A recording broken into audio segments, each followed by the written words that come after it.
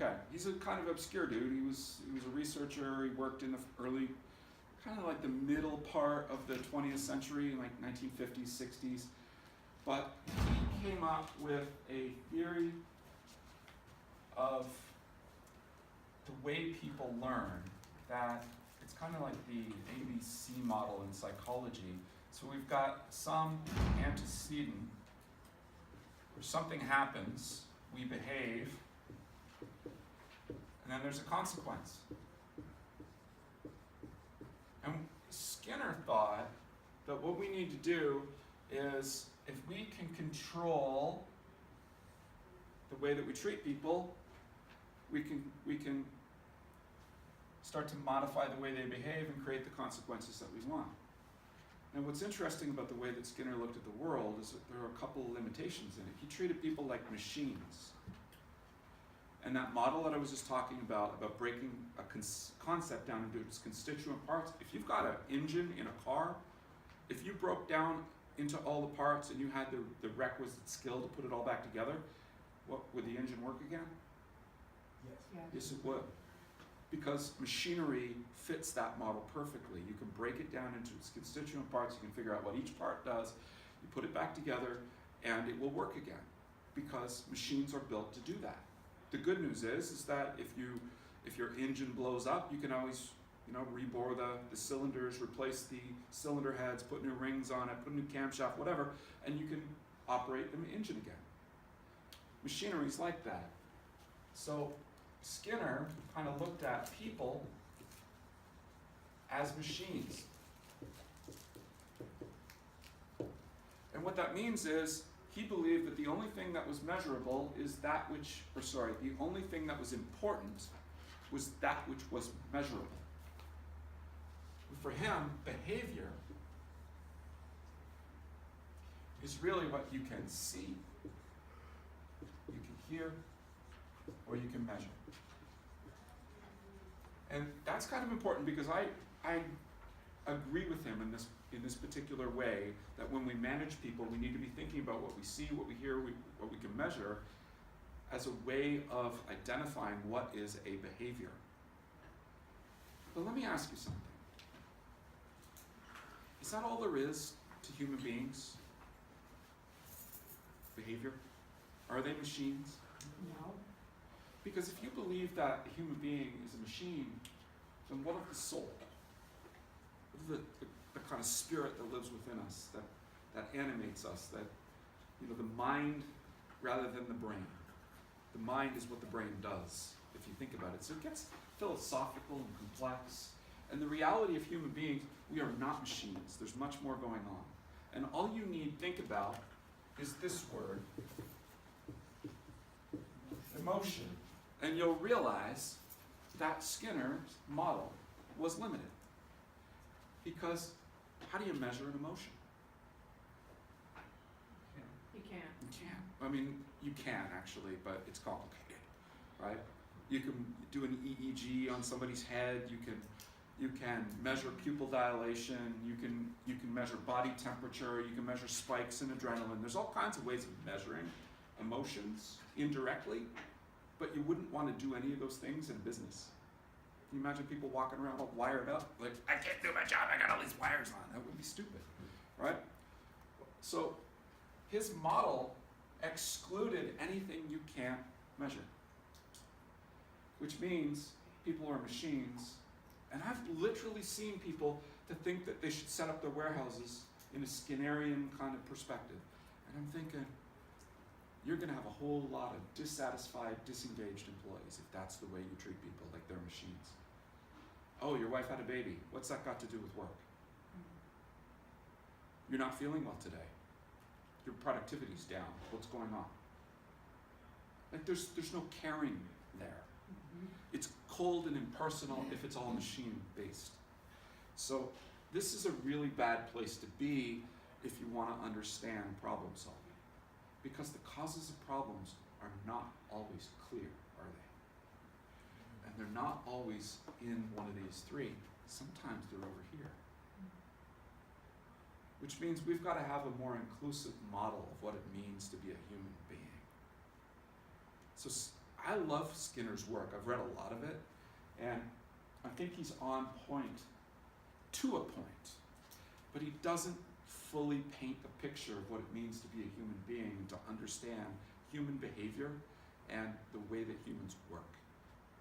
So if you take that perspective, you will inevitably treat people like machines, and if you treat people like machines, they'll be disengaged, and a disengaged employee gives you the minimum, not the maximum.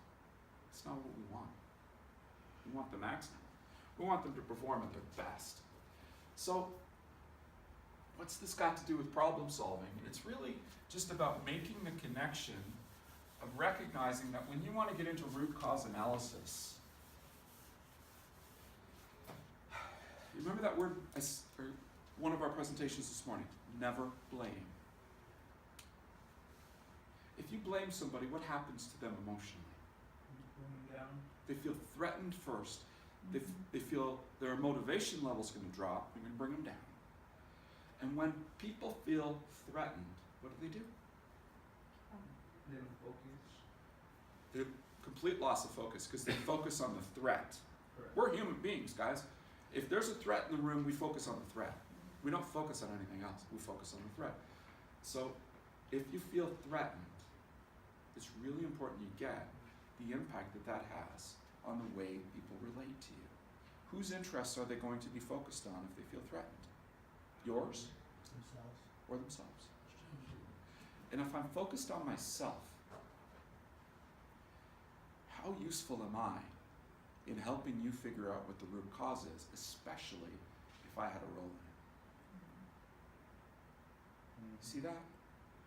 It's a really key point. If an employee feels threatened by the process that you go through root cause analysis with, if they feel threatened by it, they're far less likely to want to help you. Sigmund Freud, you've heard of Freud, right? Mm-hmm. He says that there are two basic motivating factors of human beings. Number one is the pursuit of pleasure, and number two is the avoidance of pain.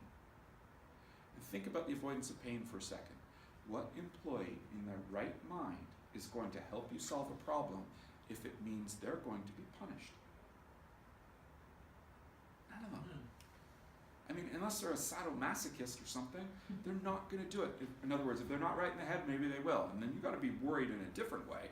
But the point of the matter is, a normal, well-adjusted human being is not going to go, oh, please punish me.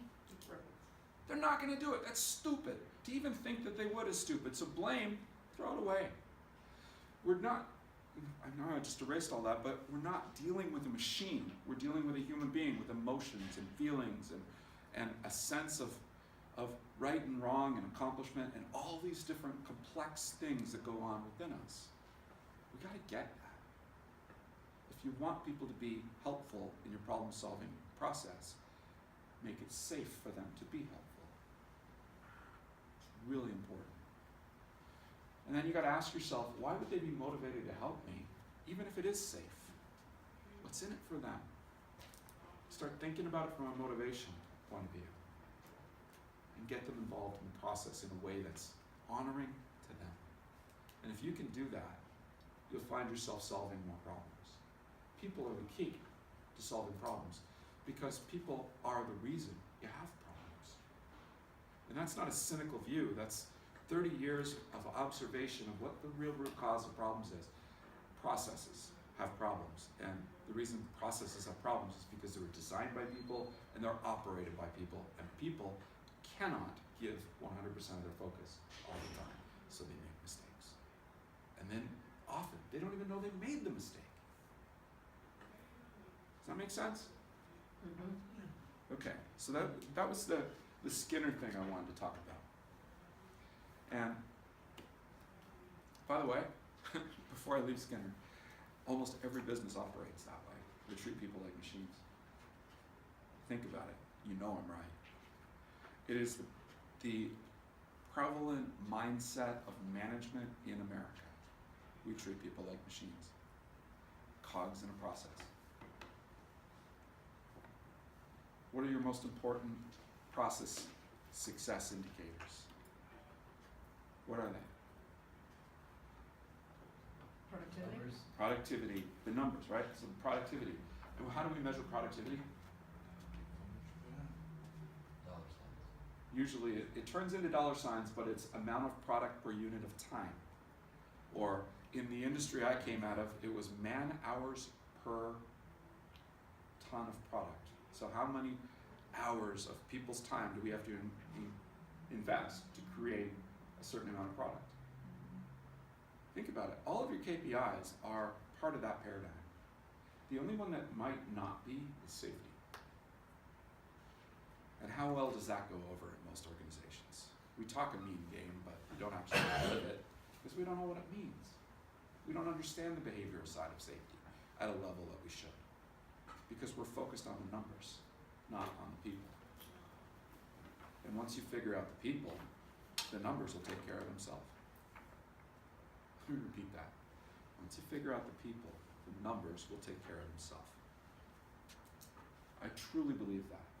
You treat your employees with dignity and respect. You give them a reason to get up in the morning and want to come to work and be excited to give their best. What's going to happen to your numbers? You treat your employees like animals, like machines. You degrade them whenever you can. You blame them when they make a mistake. Why should they even want to come to work? They're going to be stressed. They're going to be looking for reasons to give you the minimum. They're going to be looking for another job. They're going to be looking to take days off without pay, just to get away from that horrible environment that we create. I'm telling you, you take care of the people, and the numbers will take care of themselves. If you are in an organization that says, yeah, well, we got to reduce our headcount. We got to be more profitable. We got to reduce our headcount. That's a dangerous game. I want you to imagine you have 100 employees and you're going to let go 49 of them.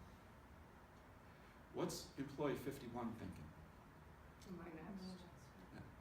Number one question, am I next? Number two question, guilt. Survivor guilt, right?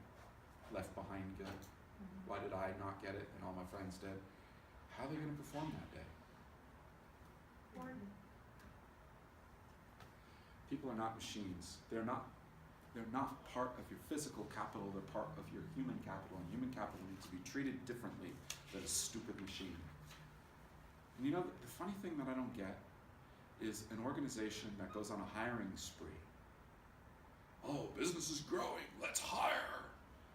Or, you know, and I'm not a big fan of the whole let's use temporary labor either. I think that it's just cheapening the value of a human being. That's my opinion, by the way.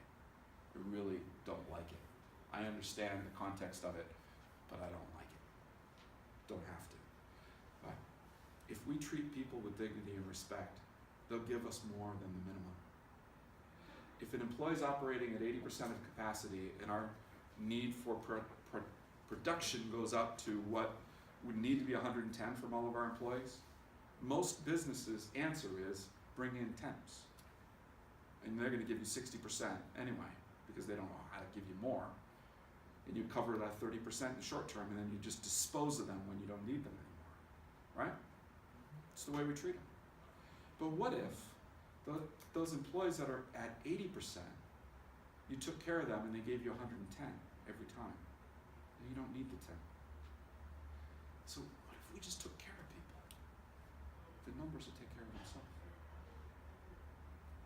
Well, most people have this machine mindset that people are interchangeable, they're all just cogs in a big process, and just get rid of them if they don't work out, and bring in new ones, whatever. Don't like it. I don't like that mindset at all.